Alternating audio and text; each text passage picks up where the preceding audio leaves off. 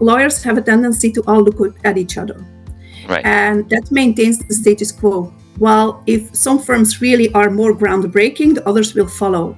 Right. Well, everybody looks at each other like they're not doing that yet, so we're good.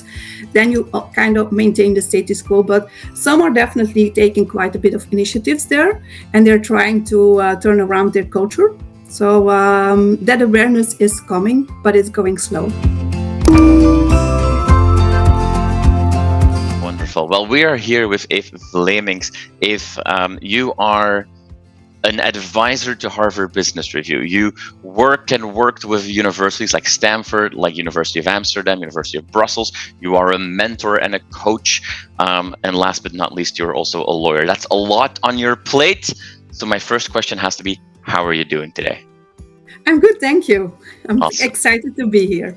Fantastic. Now,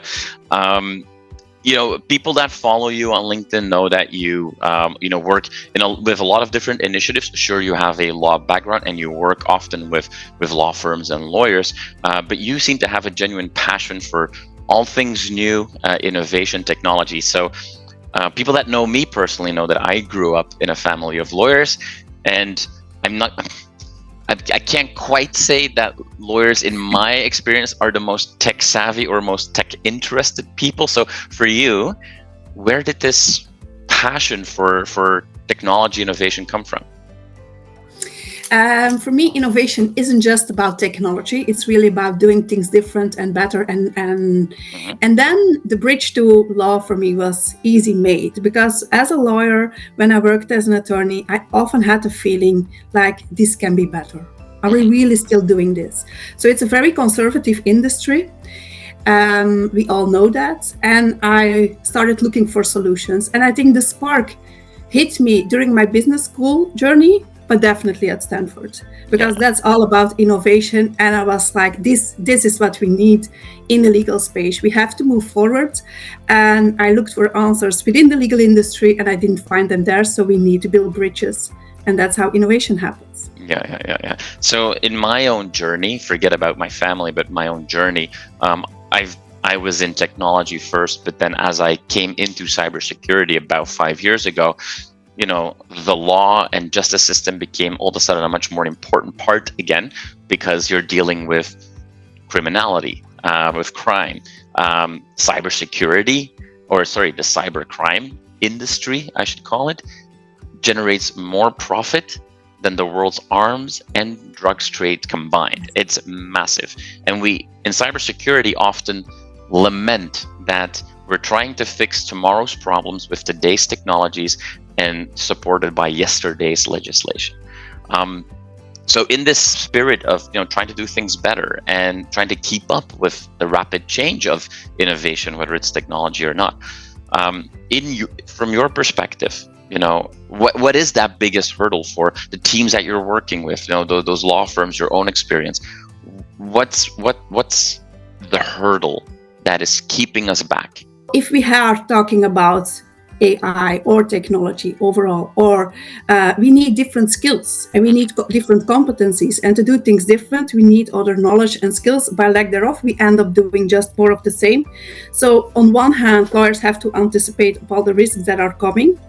Like if you think of legislation, well, that's the legislator, that's not a lawyer, but we have to anticipate on it. But in the mindset, they are not trained to do it. And you see the same thing in law firms. So you get a struggle there, because it's not like we have a new course that we just study. You need different skills to leverage that potential of that technology that's coming towards us.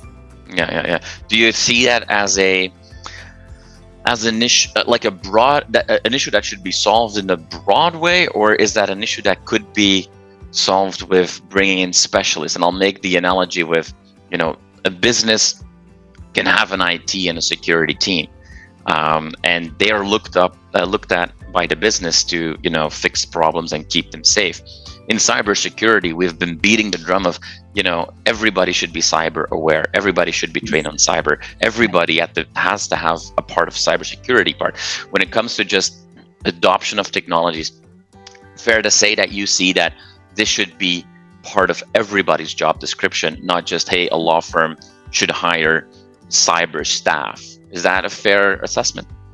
I think if in line therewith, as what you say, to tap into that, you have cybersecurity, you have the expert. Yes, the expert is expert on that, but you need that cybersecurity literacy across the firm. Yeah. And it's the same with data literacy, and it's the same with different with quite a bunch of skills that they need. So it's not like this is fragmented, we just give it to the IT people, they will solve it, because that's not working. You need a different approach there, and that's the approach that used to work. Like we have a new program, put it at IT, they install it on the computer, and that's all we need to do. And that's no longer working. So it requires a different mindset, a different approach and skills. Yeah. Have you seen in your work across, different firms and what have you, that firms have started at least that journey? That because there's few businesses that touch on more sensitive data than law firms. And it's hard to find a business that works in that level of sensitive data. Do you see firms starting to make those investments? Do you see more firms? And I can imagine that that's not always possible for the smaller firms, but do you see firms investing in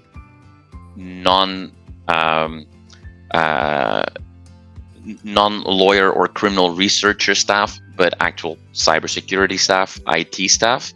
Have you seen that? Yes, but it's still very focused on technology. Okay.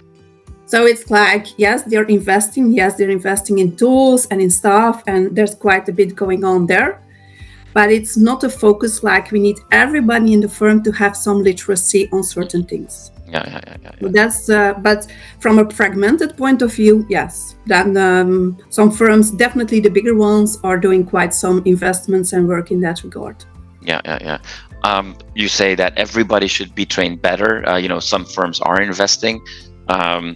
It's clear what you see as one of the bigger hurdles. I understand that the mentality or the approach towards the justice industry, let's call it, is very different in different regions in the world. But are you seeing across all the research and the consultative work that you've been doing, are you seeing any best practices that people that are watching this conversation that are interested in amplifying their own cyber practice, or let's call it technical literacy? Are you seeing any best practices that are being done that you could share? Best practices might be a word too big, but there are definitely firms that I encounter that are doing initiatives and start to understand that they need different knowledge and skills, and are looking for solutions to train their people and how to keep up to speed. But one of the things, lawyers have a tendency to all look at each other. Right. And that maintains the status quo. Well, if some firms really are more groundbreaking, the others will follow. Well, right. Everybody looks at each other like they're not doing that yet, so we're good. Then you kind of maintain the status quo. But some are definitely taking quite a bit of initiatives there, and they're trying to turn around their culture. So that awareness is coming, but it's going slow. Is there a role to play for people that, if we see that, because what I hear you say is there are some firms that are doing good things, but that's not necessarily shared, that story. People don't necessarily learn as fast from each other as they could. Is there a role to play for a body that is above that to share that more on behalf of firms?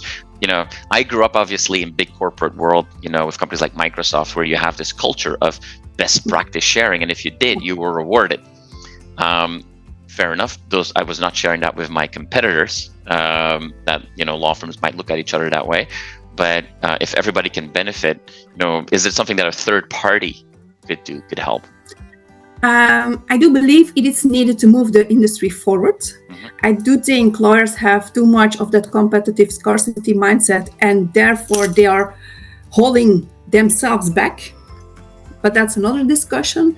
I'm not gonna say whether a third party should be doing it. I do think it could happen, and it would be a big added value. And I do think a lot of things can happen in that regard to move the industry forward. And it's not just tech. Yeah. No, for sure. It sounds like there's lots of room for improvement. But change is always happening. There's no way around it. And people have to keep up with change, whether it's in technology, whether it is with just a mindset or what have you. 2024 is here. We're already in February, which is scary. But the year is still, at least 11 months. So what excites you about 2024? The change that is coming. The change for better organizations and a better legal industry, better law firms. So that excites me about 2024. Jasper, do you get it? I got that.